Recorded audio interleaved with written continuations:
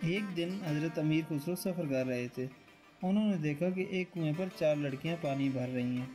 अमीर खुसरो को रास्ता चलते चलते प्यास लगी तो कुएं पर जाकर एक से पानी मांगा।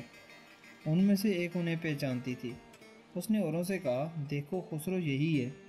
उन्होंने पूछा, क्या तू खुसरो है जिसके सब गीत गाते हैं और पहेलियाँ सुनते हैं? उन्होंने कहा, हाँ। इस पर उनमें से एक बोली कि मुझे खीर की बात कह दे। दूसरे ने चरखे का नाम लिया, तीसरी ने ढोल और चौथी ने कुत्ते का। अमीर खुसरो ने कहा, मारे प्यास के दम निकला जाता है, पहले पानी तो पिला दो। वो बोली, जब तक हमारी बात ना कह देगा पानी ना पिलाएंगी। अमीर खुसरो ने झट कहा, खीर पकाई जतन से, चरखा दिया जला, आया कुत्ता खा गया, तू बैठी ढोल बजा।